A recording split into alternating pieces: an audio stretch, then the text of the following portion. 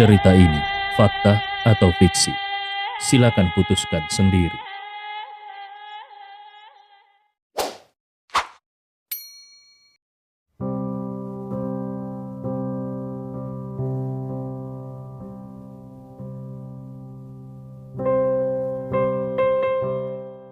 Bab 112.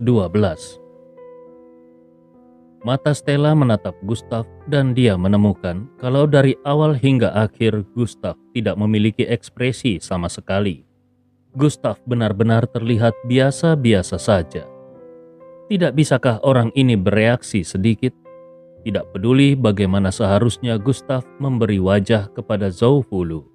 Padahal Tuan Duo yang ada di belakangnya memiliki mata yang berkaca-kaca karena ketakutan. Stella tidak bisa menahan lebih lama lagi dan mengulurkan tangannya dan menyenggol pinggang Gustav dan bertanya, "Bagaimana kau bisa mengenal Zhou Fulu?" Gustav mengangkat bahunya dan menjawab dengan ringan, "Ternyata temperamen yang kejam ini disebut Zhou Fulu. Dia hampir bertarung denganku saat terakhir kali bertemu." Stella tertegun dan menatap Gustav seolah-olah dia sedang melihat orang bodoh. Zhou Fulu pemarah, tapi orang ini hampir bertengkar dengan Zhou Fulu. Apakah anak ini sedang bercanda? Siapa di seluruh provinsi Jiangnan yang berani bergerak melawan Zhou Fulu? Itu sama saja dengan mencari kematian. Sebenarnya Gustav juga sedikit terkejut pada awalnya. Bagaimanapun juga dia pernah memiliki konflik dengan Zhou Fulu di rumah sakit. Dia juga mempelajari temperamen keras dari Zhou Fulu. Tapi bagaimana Zhou Fulu bisa berubah pikiran hari ini dan datang untuk memberinya karangan bunga di hari pembukaan? Mungkinkah ini adalah ide dari ayahnya? Gustav melihat senyuman Xiaomu yang hampir membatu, dan dia langsung tahu kalau identitas Zhou Fulu ini jelas tidak biasa. Di pintu masuk grup Tianzeng, Zhou Fulu baru saja akan meletakkan karangan bunga yang ada di tangannya ketika dia melihat patung anak laki-laki yang diberikan oleh Xiaomu. Ekspresi wajahnya tiba-tiba berubah menjadi jelek. Mengirimkan benda seperti ini untuk pembukaan bisnis adalah cara untuk mencari masalah, bukan? Segera dia melihat seorang pria paruh baya yang ada di sebelah patung itu. Dia menatap pria itu dengan sedikit curiga, seolah-olah dia menebak kalau patung itu pasti terkait dengan pria paruh baya itu. Dia menyingkirkan keranjang bunganya dan berjalan lurus menuju ke arah pria paruh baya itu sambil bertanya, "Kau yang memberikan benda ini?" Tentu saja pria paruh baya itu tidak berani berbicara. Dia menundukkan kepalanya dan berpura-pura tidak mendengarnya. Zhou Fulu mendengus dingin. "Apakah kau tuli?" Dengan identitasnya, tentu saja Zhou Fulu bisa melakukan apapun yang dia mau. Jadi dia langsung mengancam, "Aku akan memberimu waktu 3 detik. Kalau kau tidak menjawabnya, aku berjanji akan membuatmu mengerti apa arti keluarga Zhou di provinsi Jiangnan." Zhou Fulu tahu betul bahwa siapapun yang berani memberikan benda ini kepada grup Tianzeng di depan 2 orang pemimpin kota Agoru, pasti statusnya tidak mungkin rendah. 1, 2, sebelum Zhou Fulu sempat mengatakan 3, pria paruh baya itu bergegas mengambil patung itu dari lantai dan langsung memeluknya. Dia tahu betul kalau dia hanyalah bawahan dari keluarga Xia. Jadi kalau keluarga Zhou ingin berurusan dengannya, keluarga Xia pasti akan meninggalkannya tanpa ragu-ragu. Dia hanya bisa mengandalkan dirinya sendiri. Setelah melakukan semua ini, pria paruh baya itu memandang Xiaomu dan meminta bantuan. "Nyonya." Xiaomu sudah pulih dari keterkejutannya dan suaranya yang dingin kembali terdengar. "Letakkan barang itu.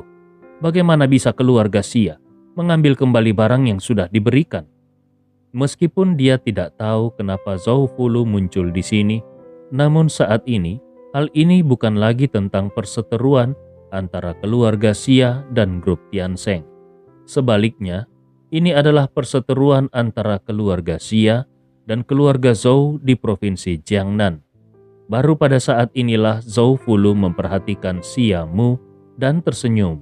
"Oh, Jadi benda ini dari Nyonya Xia. Angin apa yang meniupmu ke sini? Kalau aku tidak salah ingat, sepertinya kemarin keluarga Xia adalah orang pertama yang berdiri dan memblokir grup Tianzeng.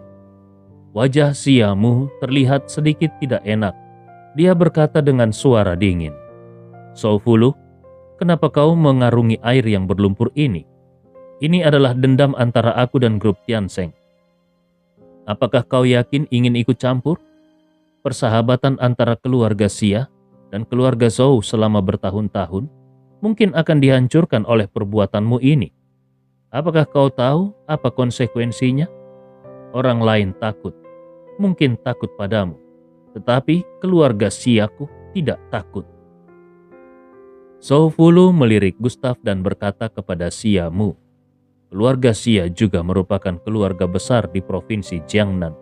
Sangat konyol kalau kau datang ke tempat sekecil ini untuk mempermalukan orang lain. Wajah keluarga besar di provinsi Jiangnan telah dipermalukan oleh wanita sepertimu." Mendengar kata-kata ini, Xia Mu menjadi sangat marah.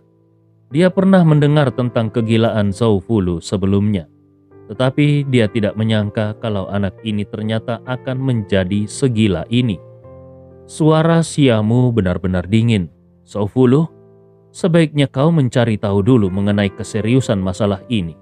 Sekarang bukan kau yang duduk di posisi patriark keluarga Zhou. Kau tidak berhak memiliki keluarga Zhou.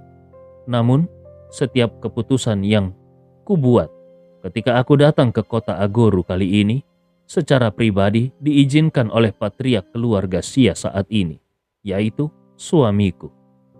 Lalu dia berkata kepada pria parubaya yang ada di kejauhan, "Letakkan semuanya. Kau adalah bawahan keluarga Xia. Jadi kau harus mendengarkanku. Tidak ada yang bisa mengancammu. Ingat, semua yang terjadi akan ditanggung oleh keluarga Xia." Pria parubaya itu benar-benar akan pingsan. Namun karena Xia Mu yang memberikan perintah ini, maka dia hanya bisa melakukannya. Dia baru saja akan meletakkan patung itu ketika sebuah suara yang dalam datang dari kejauhan. "Fulu, Fulu memang tidak punya hak untuk mewakili keluarga Zhou. Tetapi bagaimana denganku?" Ketika Xia Mu mendengar suara ini, tubuhnya gemetar dan matanya dipenuhi dengan sedikit kepanikan. Seolah-olah ada suara yang mengaum di benaknya. Mustahil. Dia memutar lehernya dengan kaku dan segera melihat seorang lelaki tua berjubah berjalan ke arahnya selangkah demi selangkah. Hampir seketika, wajahnya langsung menjadi sangat pucat.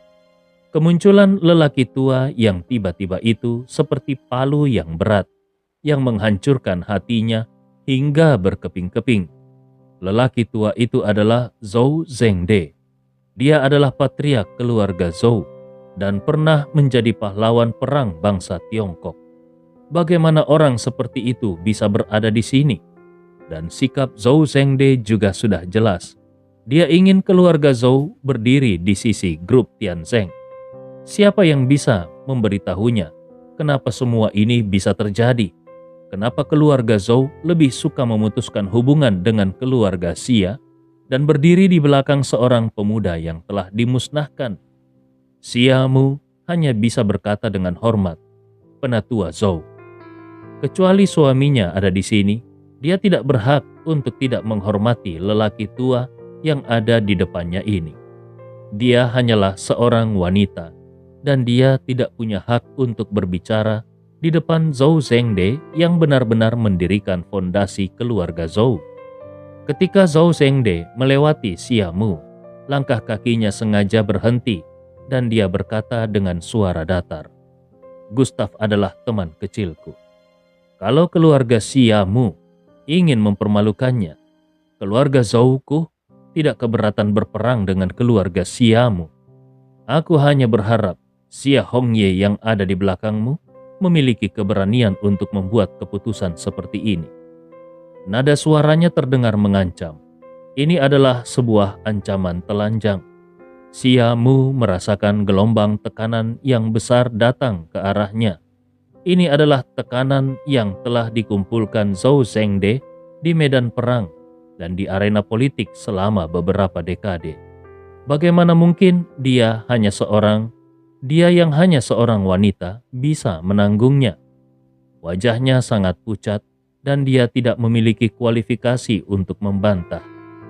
Setelah beberapa detik, suara pasrah Siamu terdengar. Ayo kita kembali ke villa. Sebenarnya dia tidak ingin melakukannya, tapi apa yang bisa dia lakukan? Keluarga Xia tidak takut pada pemimpin kota Agoru, Tuan Dou, dan militer. Hanya saja ini adalah keluarga Zhou. Suaminya, Xia Hongye, pasti tidak akan membiarkan keluarga Xia mengambil resiko untuk menyinggung keluarga Zhou. Kekuatan ekonomi keluarga Xia sudah tidak lagi kuat. Sementara beberapa murid dan bawahan Zhou Zhengde bahkan bertugas di pemerintahan pusat ibu kota. Bagaimana bisa pengusaha melawan keluarga Zhou yang memiliki pengaruh besar di arena politik? Kekuatan Zhou Zhengde bisa menghancurkan semua yang ada di keluarga Xia. Sebelum Siamu pergi beberapa langkah, dia mendengar suara Zhou Zhengde terdengar lagi. Tuan Ye. Dia hampir tersandung dan jatuh ke tanah. Suara Zhou Zhengde benar-benar terdengar sangat hormat. Ini sangat kontras dengan sikap yang baru saja ditunjukkan Zhou Zhengde ketika berbicara dengannya. Dan Zhou Zhengde juga menyapa Gustav dengan sebutan Tuan Ye. Hati Siamu seperti dilanda puluhan ribu gelombang yang menakutkan. Dia menoleh dan menatap Gustav dalam-dalam. Dia tidak tahu apa yang dipikirkan oleh Gustav. Sebuah pemikiran muncul di benaknya. Dari mana sebenarnya Gustav ini berasal?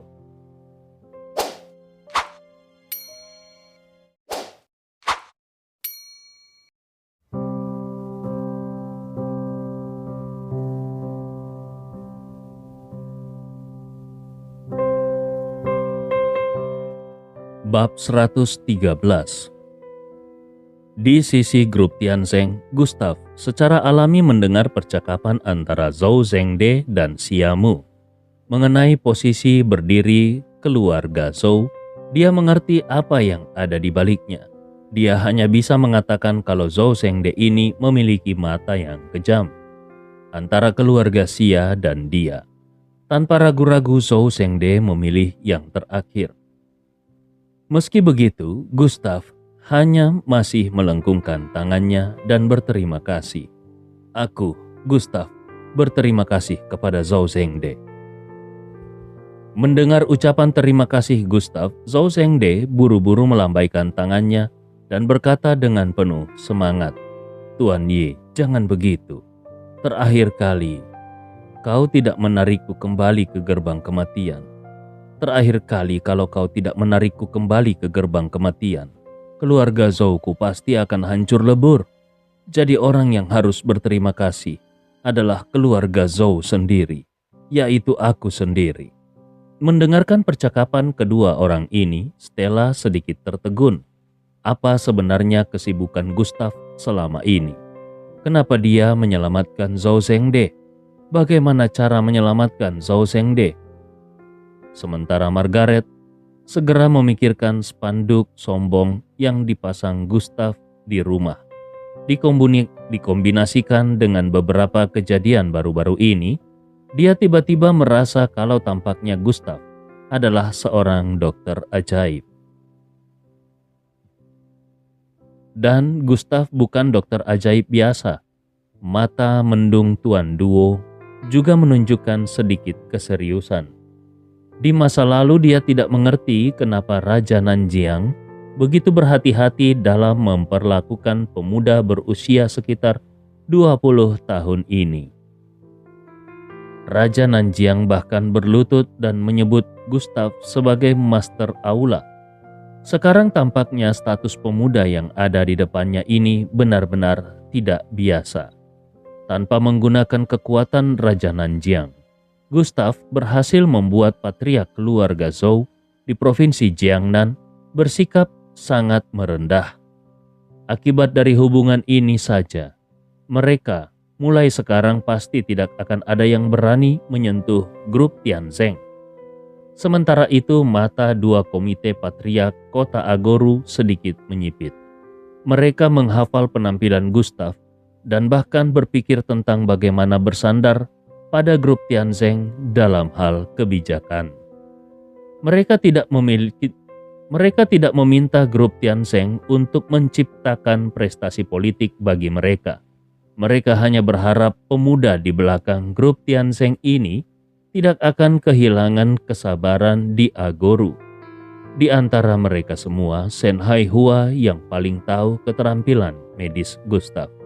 Secara alami dia mulai memikirkan asal mula hubungan antara Gustav dan keluarga Zhou. Tinjunya terkepal saat ini, aliran darahnya seolah mendidih. Dia tahu kalau dia sudah membuat taruhan yang tepat sejak awal. Dia tahu bahwa dengan mengikuti Gustav, dia pasti bisa membuat kemajuan besar. Dia meminta 3 syarat kepada Gustav dan salah satunya adalah memiliki latar belakang yang kuat. Hasilnya, Gustav memberinya beberapa jimat sekaligus. Latar belakang ini melibatkan komite partai kota dan Tuan Duo. Ini juga melibatkan militer dan keluarga Zhou di provinsi Jiangnan. Sekarang, setelah melihat seluruh provinsi Jiangnan, siapa yang berani menghentikan perkembangan grup Tianzeng? Seorang resepsionis di meja depan mengingatkan dengan suara gemetar. Sekarang sudah jam 10. Saatnya untuk melepaskan kembang api. Gustav mengangguk, lalu berkata kepada orang-orang di belakangnya, "Ayo, kita masuk dan duduk. Perusahaan sudah menyiapkan beberapa koktail kecil untuk semua orang."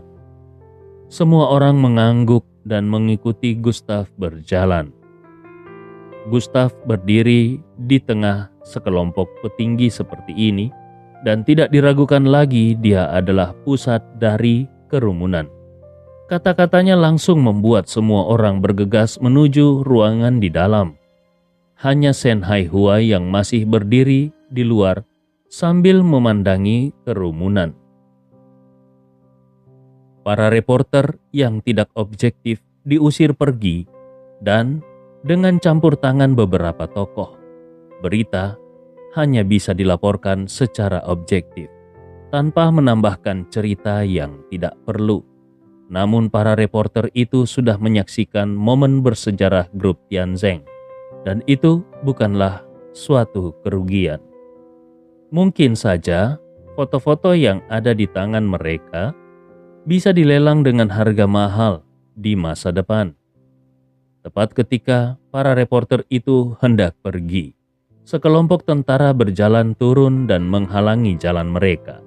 Sekelompok tentara itu menunjukkan dokumen dan berkata, "Kami mendapat instruksi dari pihak atasan bahwa setiap peralatan harus diperiksa dan semua foto-foto harus dihapus. Tolong kerjasamanya." Seketika kerumunan itu menjadi gempar kembali. Kenapa kami tidak boleh melaporkan beritanya? Hak apa yang kalian miliki untuk memaksa kami? Tetapi ketika salah satu kepala tentara mengeluarkan sebuah dokumen, kelompok wartawan itu tidak berani berbicara sama sekali. Dokumen ini adalah tanda pengenal Biro Keamanan Nasional. Dari jauh, Chu Suran melirik gedung Tianzeng. Matanya bersinar karena marah dan dia langsung berbalik lalu pergi. Dia tahu bahwa apakah itu grup Tianzeng atau Gustav, keluarga Chu-nya mungkin tidak memenuhi syarat untuk bangkit kembali. Sampah keluarga Ye 5 tahun yang lalu itu sudah tidak ada lagi. Selanjutnya, siapapun yang terlibat dalam perjamuan di Villa Yunhu pada saat itu pasti akan membayar harga yang menyakitkan. Karena Gustav sudah kembali, Zhou Youcheng ingin meminta perlindungan kepada Chu Suran. "Nona Su, Nona Chu, kalau pergi, apa yang harus aku lakukan, Nona?" Tetapi dia langsung didorong ke tanah oleh pengawal Cusuran. Enyahlah! Cusuran pun pergi dengan kejam, meninggalkan Zhao Youcheng yang terduduk di tanah dengan pikiran kosong. Reaksi pertamanya adalah bahwa semuanya sudah berakhir. Pada saat ini dia melihat sekilas bayangan hitam dalam penglihatan tepinya dan dengan cepat dia mengangkat kepalanya. Dia menemukan kalau bayangan itu adalah Shen Haihua. Dia tidak peduli dengan wajahnya sendiri. Jadi dia langsung memeluk paha Shen Haihua dengan kedua tangannya dan berkata, "Haihua, kita telah bekerja sama selama bertahun-tahun. Kau pasti akan membantuku, bukan? Haihua, aku minta maaf padamu. Hal-hal yang aku lakukan padamu sebelumnya, semuanya diinstruksikan oleh keluarga Chu. Kau tidak boleh menyalahkanku. Bagaimanapun, kita adalah saudara, bukan?" Zhao Youcheng seperti orang gila. Dia tahu betul bahwa hanya Shen Haihua yang bisa menyelamatkannya saat ini. Zhao Youcheng memohon dengan getir, "Haihua, kau harus menyelamatkanku. Kalau tidak, hidupku akan berakhir." Seluruh tubuh Shen Haihua bergetar. Wajahnya memerah dan dia menendang Zhao Youcheng keluar. Dia meraung dengan seluruh kekuatannya. "Zhao Youcheng, dulu aku memperlakukanmu seperti saudara. Tapi bagaimana denganmu? Apakah kau memperlakukanku seperti saudara laki-lakimu? Perbuatanmu sungguh tercela dan tidak tahu malu." Semua emosi yang baru saja ditekan Shen Haihua langsung dilepaskannya pada saat ini. Kalau bukan karena Gustav, semua yang dimiliki oleh Shen Haihua akan hancur hari ini. Dan pria yang bersujud di kakinya ini pasti akan mempermalukannya tanpa ampun. Itulah kenyataannya. Apapun yang ingin dikatakan Zhao Youcheng, Shen Haihua tidak memberinya kesempatan sama sekali. "Mulai hari ini, aku Shen Haihua, tidak ada hubungannya denganmu. Kau bisa menjaga dirimu sendiri. Seseorang akan datang untuk berurusan denganmu." Setelah berbicara, Shen Haihua berbalik dan pergi. Zhao Youcheng adalah satu-satunya orang yang tersisa di tempat ini, dan emosi negatif yang tak terhitung jumlahnya meraung di benaknya. Dia merasa menyesal sekaligus takut. Dia baru saja ingin mengatakan sesuatu, namun di luar grup Tianzeng, 100 kembang api tiba-tiba menyala. Ledakan keras itu seperti membuka dunia dan membuka era baru di kota Agoru. Kemakmuran Gustav dan grup Tianzeng baru saja dimulai. Pada saat yang sama di Bandara Internasional Kota Agoru, pesawat Jiangdong Airlines SC-8838 sudah mendarat. Sebuah tim yang agak eksentrik turun dari pesawat dan menarik perhatian dari orang yang lewat. Hanya ada 8 orang dalam tim itu, tetapi ke-8 dari mereka mengenakan jubah dan sepatu kain. Seorang pria tua berambut putih di kepala memiliki mata yang sangat suram dan tangannya penuh dengan kapalan. Aura seorang Grandmaster membuat orang yang lewat langsung mundur ke samping. Beberapa orang bahkan merasa sesak nafas dan wajah mereka memerah, seolah-olah udara telah dikeringkan dengan kejam. Seorang pria berjanggut memberi isyarat keluar sambil memegang kartu tanda penjemputan di tangannya. "Grandmaster Chen, di sebelah sini." Hanya ada 4 kata yang tertulis di atas kartu penjemputan itu. "Keluarga Chen di Agoru." Mata lelaki tua itu membeku dan dia berjalan langsung menuju lelaki berjanggut itu. Segera, beberapa orang lainnya mengikuti lelaki tua itu. Pria berjanggut itu berkata dengan hormat, "Grandmaster Chen, kau akhirnya tiba di sini. Ayahku sudah menyiapkan pesta makan malam untukmu." Pria berjanggut itu menyadari siapa pria yang berdiri di depannya. Itu adalah kepala keluarga Chen di kota Agoru. Meskipun kekuatan keluarga Chen telah menurun, Tetapi itu sepenuhnya karena lelaki tua ini tidak ada di sana. Semua orang tahu bahwa lelaki tua itu adalah master seni bela diri pertama di kota Agoru pada saat itu. Kekuatannya sangat luar biasa. Pada saat itu kekuatan keluarga Chen jauh melampaui keluarga Chu. Sekarang lelaki tua ini sudah berlatih di Gunung Wuyi selama bertahun-tahun. Kultivasinya pasti akan lebih menakutkan lagi. Kalau bukan karena kehancuran keluarga Chen, lelaki tua ini tidak akan menembus penghalang lebih awal dan kembali ke Agoru. Jadi mulai hari ini dan seterusnya, kota Agoru sudah ditakdirkan untuk berdarah.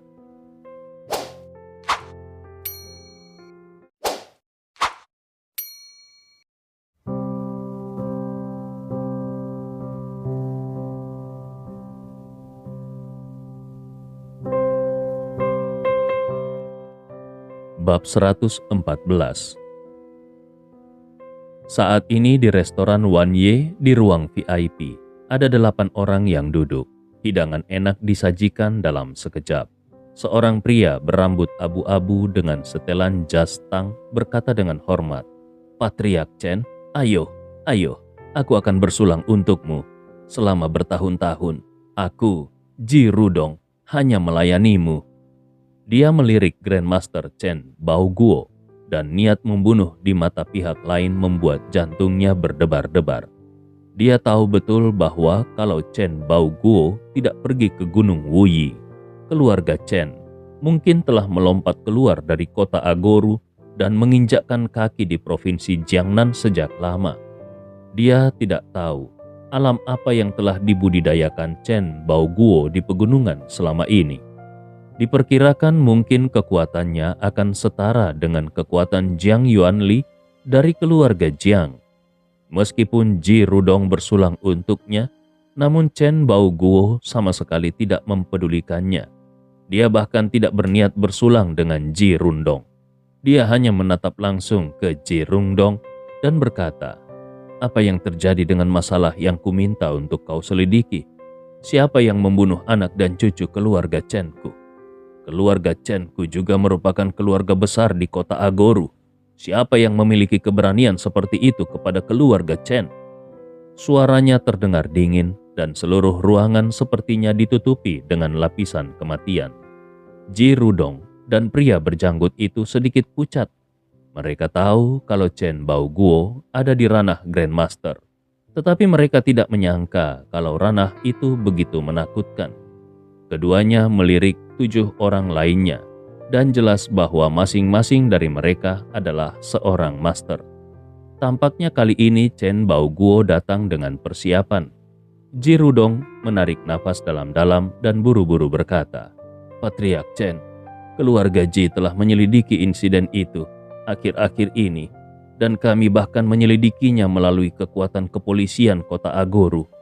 Tetapi untuk beberapa alasan, semua hal tentang hari itu diblokir tanpa alasan. Jelas kalau orang yang membunuh anak dan cucumu memiliki latar belakang yang kuat." Chen Baoguo menamparkan telapak tangannya di atas meja.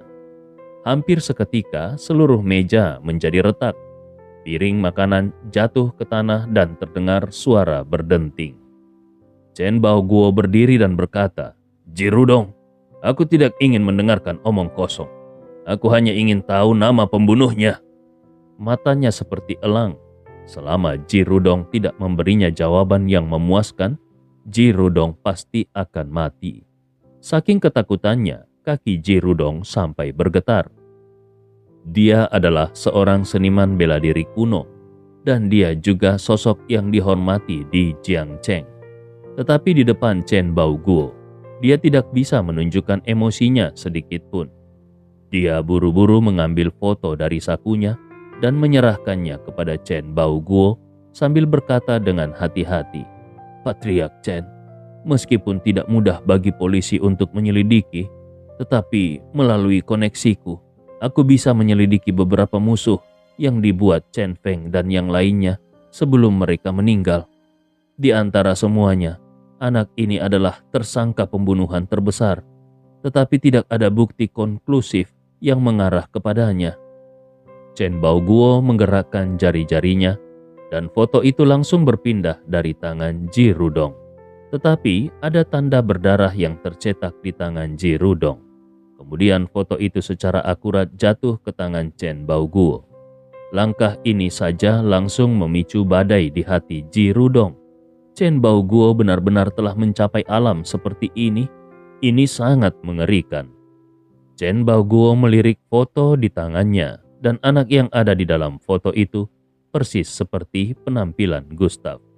Dia mengerutkan kening dan berkata dengan heran, anak ini sepertinya baru berusia sekitar 20 tahun.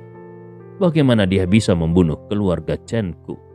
Mungkinkah ada keluarga seni bela diri di belakang anak ini? Ji Rudong menggelengkan kepalanya lagi dan lagi. Patriark Chen, nama anak ini adalah Gustav Ye. Sebelum putra dan cucumu meninggal, mereka memiliki konflik dengan anak ini. Kabarnya, nilai kekuatan anak ini sangat kuat dan dia sangat kejam dalam melakukan pembunuhan. Sebaiknya Patriark Chen tidak usah berurusan dengan anak ini. Di belakangnya tampaknya berdiri keluarga Zhou dari provinsi Jiangnan. Mata Chen Baoguo membeku dan dia meraung marah. Aku, Chen Baoguo, tidak membutuhkan saranmu untuk melakukan sesuatu. Detik berikutnya, kekuatan Qi yang menakutkan menebas seperti pisau. Kepala Ji Rufeng langsung jatuh ke tanah dan darah segar pun menyembur ke atas meja yang hancur.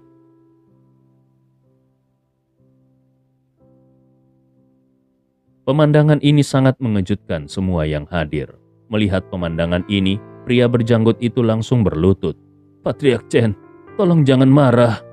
Chen Baoguo mendengus dingin dan tepat ketika dia hendak bergerak, pintu ruangan didorong terbuka dan seorang lelaki tua dengan tongkat berjalan masuk.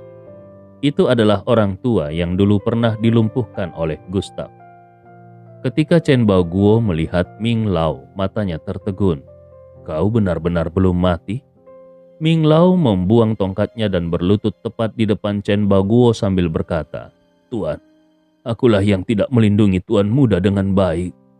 Chen Baoguo buru-buru membantu Ming Lao berdiri.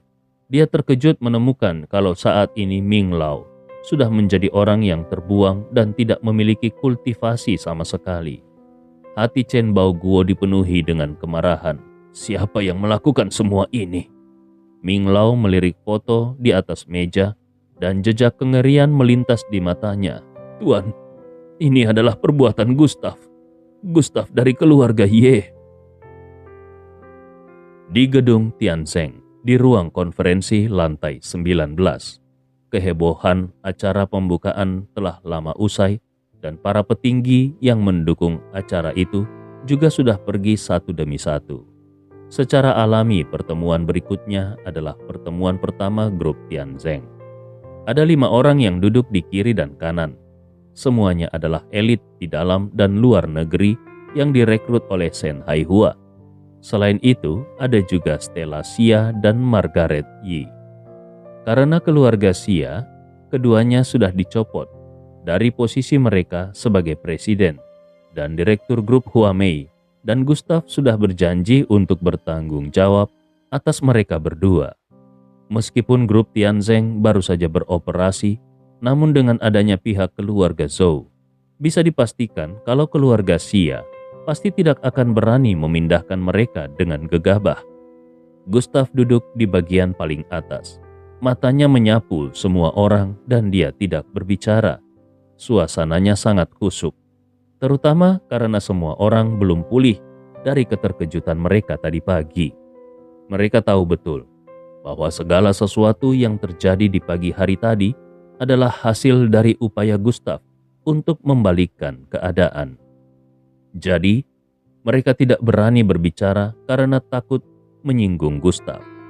Gustav membuka mulutnya dan berkata dengan serius, "Apakah kalian tidak punya sesuatu untuk dikatakan tentang perkembangan perusahaan?" Ketika kata-kata itu selesai diucapkan, Stella langsung angkat bicara. Satu-satunya hal yang membuatku penasaran adalah karena saat ini grup Tianzeng sama sekali tidak memiliki satupun produk yang patut diperhatikan. Jadi pengembangan seperti apa yang diperlukan? Ini adalah hal yang paling membuatnya khawatir. Bahkan meskipun Gustav memiliki keluarga Zhou di provinsi Jiangnan di belakangnya, Gustav tidak bisa hanya mengandalkan keluarga Zhou selama sisa hidupnya. Keluarga seperti itu biasanya bersikap oportunis dan bisa berubah dengan cepat. Shen Haihua juga mengerutkan keningnya dan berkata, "Tuan Ye, ini juga masalah yang paling aku khawatirkan. Kalau kau tidak memiliki rencana di pihakmu, maka kita hanya bisa menggunakan dua rute, yaitu investasi dan internet. Tetapi tidak diragukan lagi, saat itu merupakan mujizat besar bagi langit, karena kita bisa mengejar ketinggalan dari konsorsium Xia hanya dalam waktu setengah tahun." Inilah kenyataannya dan dia harus mengatakannya. Para elit itu sedikit terkejut ketika mereka mendengar bahwa mereka telah menyusul konsorsium Xia selama setengah tahun. Itu sama sekali bukan sesuatu yang bisa terjadi. Mereka memandang Gustav dan langsung berpikir bahwa Gustav adalah generasi kedua yang kaya. Dia bisa mengenal begitu banyak orang besar. Itu tidak lebih karena nama besar keluarganya. Tetapi apakah generasi kedua yang kaya seperti ini benar-benar ingin mengembangkan bisnis? Mustahil. Gustav jelas hanya ingin bermain-main. Tiba-tiba seluruh ruang konferensi menjadi sedikit kacau. Gustav memandang semua orang dengan tatapan merendahkan. Matanya bersinar dengan sedikit main-main, dan kemudian dia menamparkan tangannya di atas meja. "Semuanya diam!" Detik berikutnya, ruang konferensi langsung terdiam. Gustav membuka mulutnya dan berkata, "Kita tidak membutuhkan internet dan investasi. Kita hanya akan melakukan industri. Dan ini adalah industri mutlak." Mulut Shen Haihua terbuka sedikit, dan dia baru saja ingin mengatakan sesuatu. Tetapi dengan cepat Gustav sudah menamparkan dokumen ke atas meja. Semua orang melihat ke meja, dan tiba-tiba mata mereka menyusut, karena di dokumen itu tertulis cairan anti-aging untuk kelas menengah. Gustav berkata, "Aku jamin benda ini bisa membuat wanita manapun menjadi setidaknya 5 tahun lebih muda dengan melakukan perawatan." Sebelum semua orang bisa bereaksi, sebuah dokumen lain dilemparkan ke atas meja. Tertulis, "Pil panjang umur dan pembekuan darah." Gustav kembali berkata, "Aku berjanji, benda ini bisa memperpanjang umur orang tua manapun selama 3 tahun. Pada saat ini, hanya suara Gustav yang tersisa di seluruh ruangan dan juga suara nafas memburu dari semua orang.